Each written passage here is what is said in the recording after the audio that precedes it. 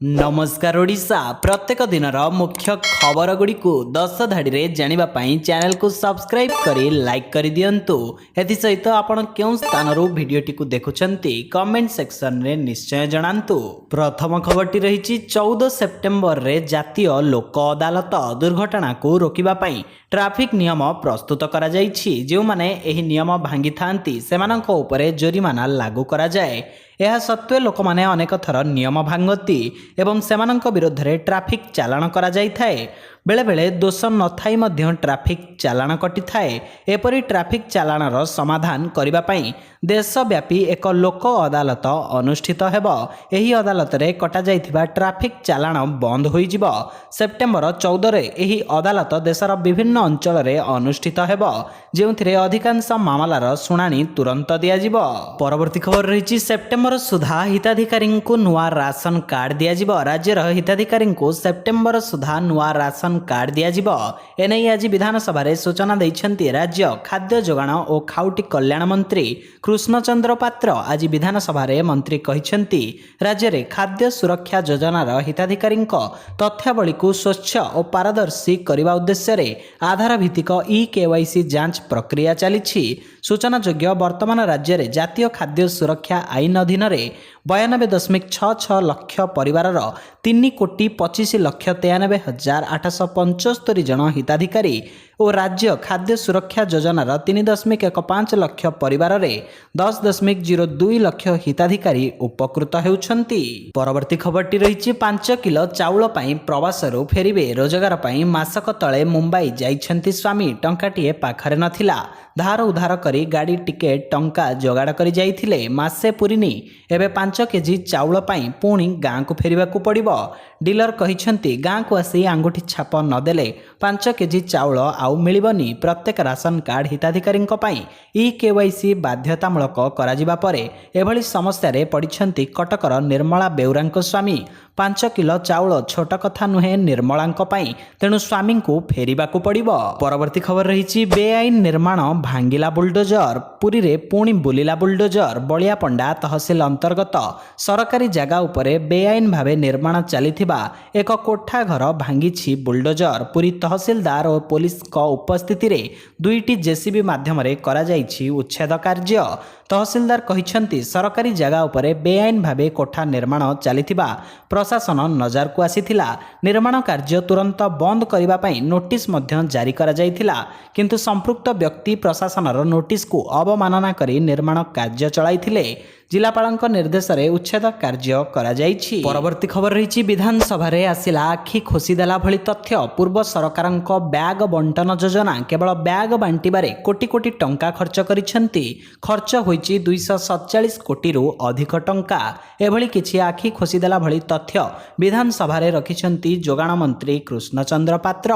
विधायक अमरेंद्र दासଙ୍କ प्रश्न रे लिखित उत्तर रखी मंत्री कहिसेंती निर्वाचन पूर्व सरकार झोट ब्याग बंटन रे मोट 247 कोटी 36 लाख टंका खर्च करिसेंती। सेहीपरि परिवार पिछा 1000 टंका बंटन रे खर्च होईछि 959 कोटी 5 लाख टंका। तेबे पूर्व सरकार निर्वाचन पूर्व प्रति राशन कार्ड धारी को परिवार पिछा 2टी लेखाएं बैग सह 1000 टंका लेखाए बंटन करथिले। परवर्ती खबर रही राज्य रे 78% लोकों को मिलुछि मागणा चाउल। गृह रे उत्तर रखी एही सूचना दैछन्ति खाद्य जोगाण मंत्री कृष्णचंद्र पात्र। से कहिछन्ति जे वर्तमान राज्य रे जातीय खाद्य सुरक्षा योजना रे 3,25,93,875 जन हिताधिकारी एवं राज्य खाद्य सुरक्षा योजना रे 10,02,144 जन हिताधिकारी को अंतर्भुक्त करा जाइछि। मुख्यमंत्री मोहन चरण माझी बीजेपी सरकार क्षमता को आसीबा परे भूत हिताधिकारी को नहीं आलोचना जोर धरिथिला।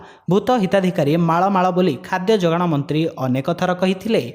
तेबे एने विभाग पक्षरु अनुध्यान चलिछि बोली कहिथिले। खाद्य और जोगाण मंत्री कृष्णचंद्र पात्र गृह रे सूचना दैछन्ति सेप्टेम्बर मासरे नुआ राशन कार्ड दिया जिवो। परवर्ती खबर रही बन्या बंद न हेबारु 30 अधिकारी को मृत्युदंड। कोरियार एक छत्रवादी शासक किम जोंग उन 30 जन ଜଣ ଉଚ୍ଚ ପଦାଧିକାରୀଙ୍କୁ ମୃତ୍ୟୁଦଣ୍ଡ ଦେଇଛନ୍ତି।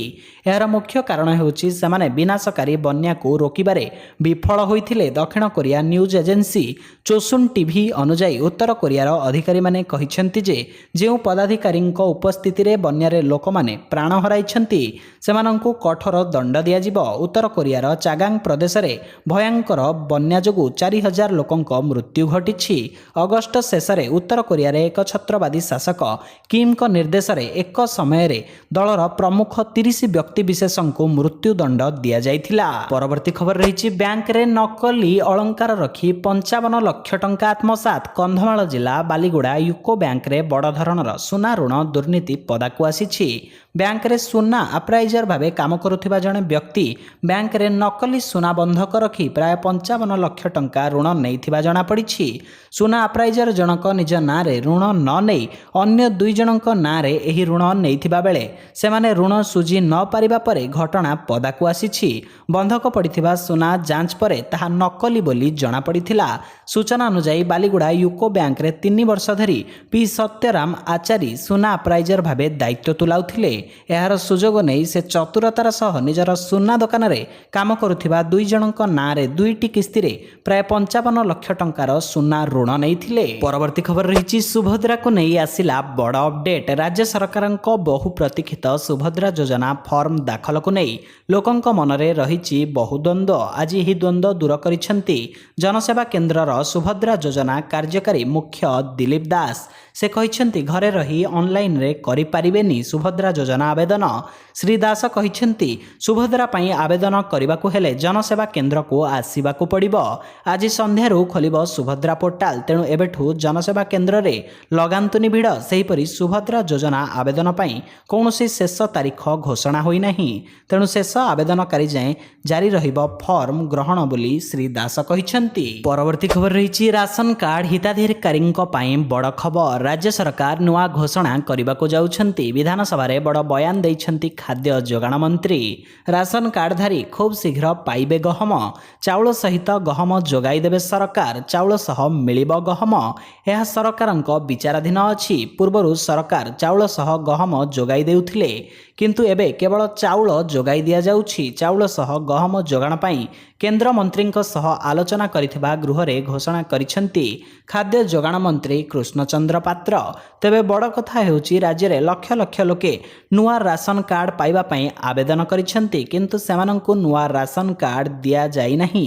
ଖୁବ୍ ଶୀଘ୍ର ସେମାନଙ୍କୁ ରାସନ କାର୍ଡ ଦିଆଯିବା ପରେ ଗହମ ମିଳିବ।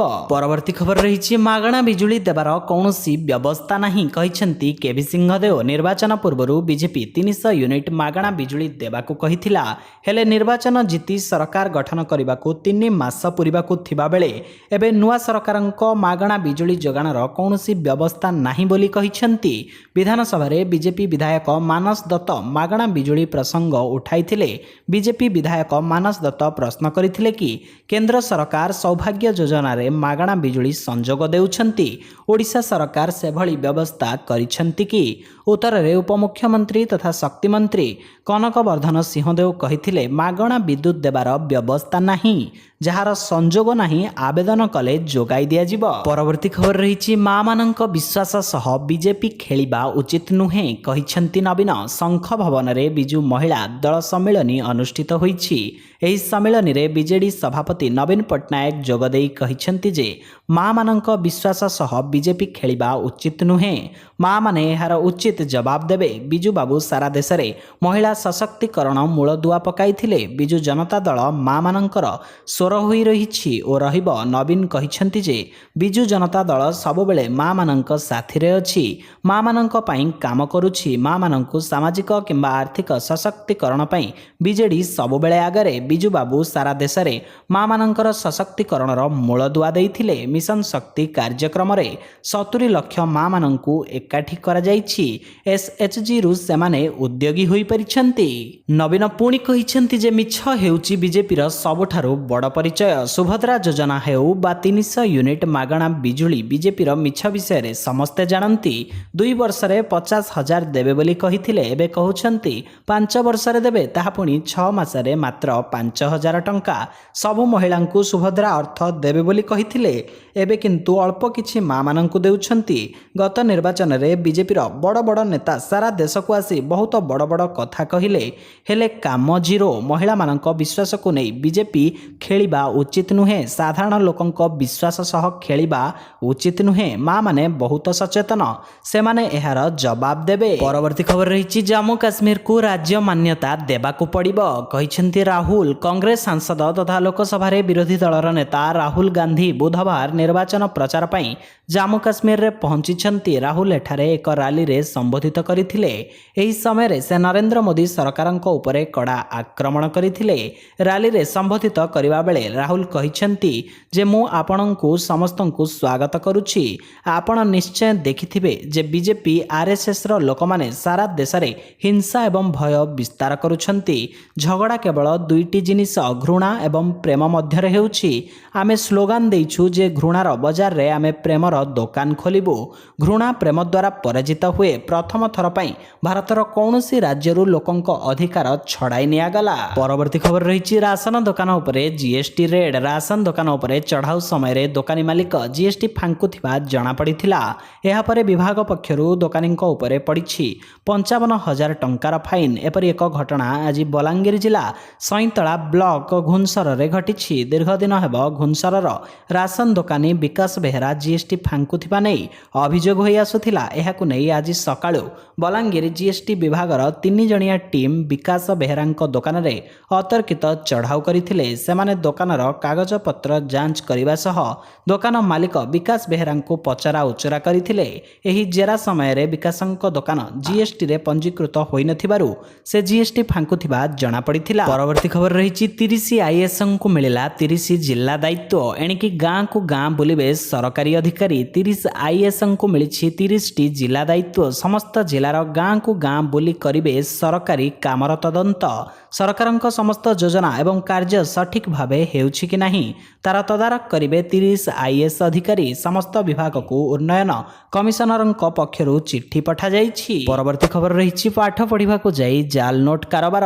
ୟୁପି ଫେକ୍ ନୋଟ ମାମଲାରେ ମୁହଁ ଖୋଲିଲେ ମାଷ୍ଟର ମାଇଣ୍ଡ ଜାହିର ଖାଁର ବାପା। 7 ବର୍ଷ ତଳେ ବାସୁଦେବପୁରରୁ ଯାଇଥିଲା ପ୍ରୟାଗରାଜ। ୟୁପି ପ୍ରୟାଗରାଜ ସ୍ଥିତ ମଦ୍ରାସରେ ନକଲି ନୋଟ ରାକେଟର ପର୍ଦ୍ଦାଫାଶ ହୋଇଛି। ଏହି ରାକେଟରେ ପୁଲିସ ମଦ୍ରାସର ପ୍ରିନ୍ସିପାଲଙ୍କ ସମେତ 4 ଜଣଙ୍କୁ ଗିରଫ କରିଛି, ଯେଉଁଥିରୁ 2 ଜଣ ଭଦ୍ରକର ବୋଲି ଜଣାପଡ଼ିଛି। ତଫସିରୁଲ ଆରଫିନ୍ ଓ ଜାହିର ଖାନ୍ ଭଦ୍ରକ ଜିଲ୍ଲାର ମୂଳ ବାସିନ୍ଦା। ଏହାକୁ ନେଇ ପ୍ରତିକ୍ରିୟା ରଖିଛନ୍ତି ମାଷ୍ଟର ମାଇଣ୍ଡ ଜାହିର ଖାଁଙ୍କ ବାପା। ଜାହିର ଘର ବାସୁଦେବପୁର ବ୍ଲକ ସୁକଦେବପୁର 14 ନମ୍ବର ୱାର୍ଡ। ତାଙ୍କ ବାପା ସାଜିଦ ଖାଁ କହିଛନ୍ତି, ଜାହିର ଗତ 2 ବର୍ଷ ପୂର୍ବେ ପ୍ରଥମେ ବାସୁଦେବପୁର ମଦ୍ରାସ ପରେ ଭଦ୍ରକ ଗୁଜିଦରାଡ଼ରେ ଥିବା ମଦ୍ରାସରେ ପାଠ ପଢ଼ୁଥିଲା। ପରବର୍ତ୍ତୀ ଖବର ରହିଛି, ଦଳ ବଦଳ କରିଥିବା ବିଧାୟକଙ୍କୁ ମିଳିବନି ଭତ୍ତା। ହିମାଚଳ ପ୍ରଦେଶର କଂଗ୍ରେସ ସରକାର ବିଧାନସଭାରେ ଏକ ନୂତନ ବିଲ୍ ପାରିତ କରିଛନ୍ତି। ଏହି ବିଲ୍ ବିଧାୟକମାନଙ୍କୁ ମିଳୁଥିବା ଭତ୍ତା ଉପରେ ଉଦ୍ଦିଷ୍ଟ। ନୂଆ ବିଲ୍ ଅନୁସାରେ ଯଦି କୌଣସି ବିଧାୟକ ରାଜନୈତିକ କ୍ୟାରିୟରରେ ଦଳ ବଦଳ କରିଥାନ୍ତି ତେବେ ତାଙ୍କୁ ଭତ୍ତା ବା ପେନ୍ସନ୍ ମିଳିବ ନାହିଁ। ମୁଖ୍ୟମନ୍ତ୍ରୀ ସୁଖବିନ୍ଦର ସିଂ ସୁଖୁ ହିମାଚଳ ପ୍ରଦେଶ ବିଧାନସଭା ସଂଶୋଧନ ବିଲ୍ 2024 ଆଗତ କରିଥିଲେ। ବିରୋଧୀ ଦଳ ସଦସ୍ୟଙ୍କ ବିରୋଧ ସତ୍ତ୍ୱେ ବିଲ୍ ପାରିତ ହୋଇଛି। ଏହାପରେ ରାଜ୍ୟପାଳ ଓ ରାଷ୍ଟ୍ରପତିଙ୍କ ଅନୁମୋଦନ କ୍ରମେ ବିଲ୍ ଆଇନରେ ପରିଣତ ହେବା ପରେ କାର୍ଯ୍ୟକାରୀ ହେବ। ଏଥିସହିତ ଚ୍ୟାନେଲରେ ନୂଆ ଥିଲେ ଆପଣଙ୍କ ଭଲ ପାଇବା ସଦୃଶ ଭିଡ଼ିଓକୁ ଗୋଟେ ଲାଇକ୍ କରି ସବସ୍କ୍ରାଇବ୍ କରିଦିଅନ୍ତୁ। ଜୟ ଜଗନ୍ନାଥ।